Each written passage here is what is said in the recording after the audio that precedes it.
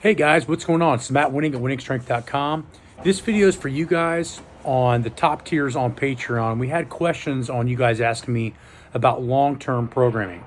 An amazing question with a lot of different avenues to kind of inspect and theorize.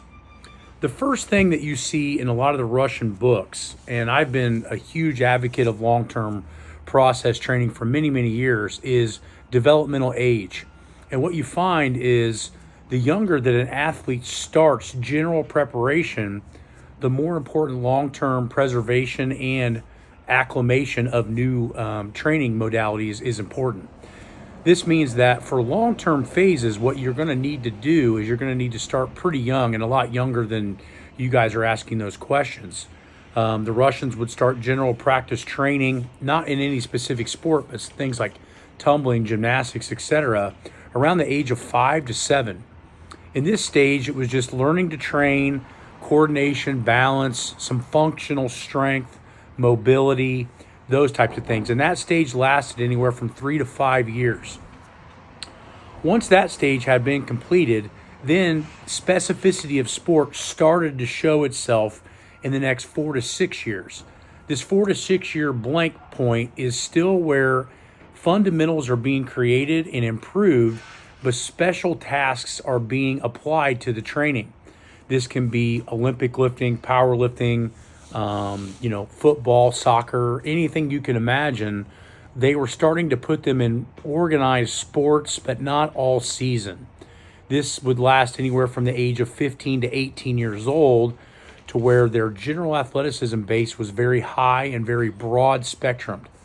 This allowed them to have a massive amount of GPP for when they went to SPP, which is specialized training.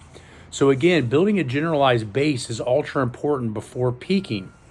Now, if we look at this in an annual cycle, we usually run on the Patreon workouts 2 peak waves in a year. This is every 6 months or so. And what we do with these peak phases is we start generalized training for hypertrophy, single leg imbalances, so unilateral training. You'll see a lot of that.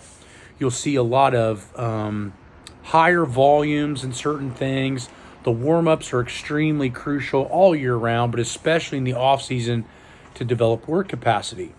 Then as we improve ourselves in those particular areas, we re-specify in blocks of training for peaking phases to hit either new 1-rep maxes or, depending on our age and ability, sustain what we've already gained. This gets more and more difficult once we hit the age of around 30, 35, maybe 40. I was fortunate enough to hold on to my excellent strength gains until I was in my early mid 40s. But I can tell you the difference between turning 44, 45 has been much more difficult to sustain.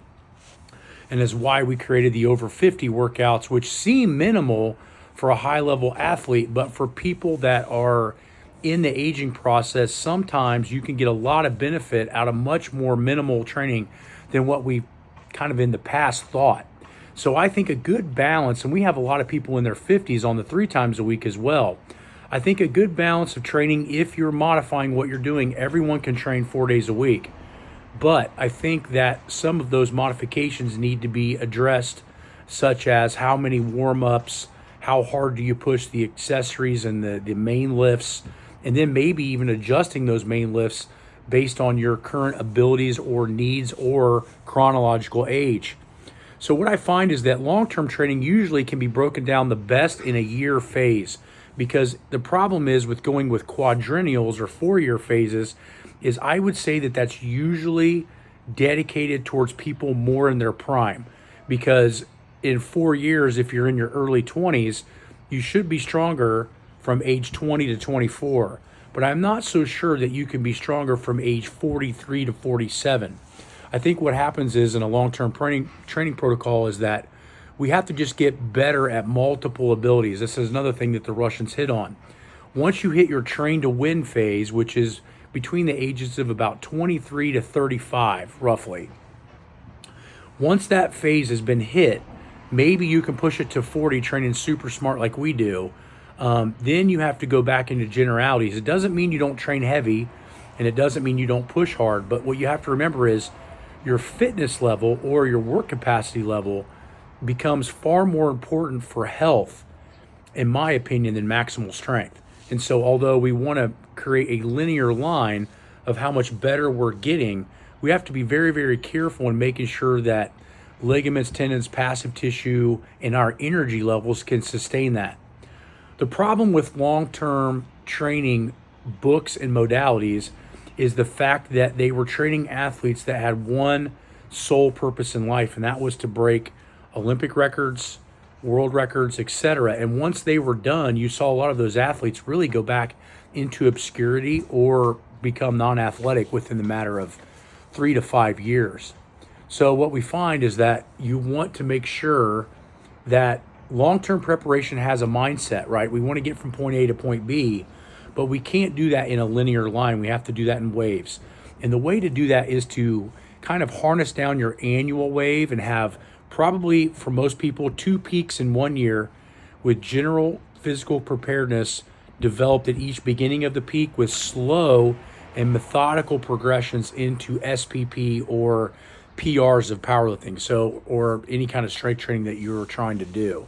So what I find is that usually long-term thought processes, 1 year is really a good timeline because we change so much in a year, depending on stress levels, job requirements, family requirements, etc.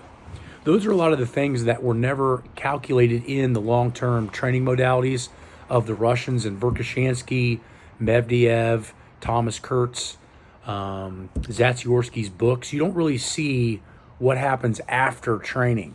A lot of that stuff was set up for peaking Olympic level, Olympic caliber, Olympic age level athletes. So what I find is that the most important thing we can do for long-term sustainability and training is completely avoid injuries, rotate training means so that our bodies are able to adjust and adapt, and most importantly, repair from the training. These are some things that I think we need to keep in mind. And I'll post some books that I think are the best in this. But remember, keep an open mind that long-term training process was usually development of youth all the way until prime. So for a lot of us, if we're already in our mid-20s, mid-30s, or even 40s or 50s, a long-term training approach probably shouldn't last more than mentality-wise a year, because of the aging process is going to be detrimental to all of us. But we have to make sure that we're sustaining a lower injury or no injury rate in order for us to keep improving.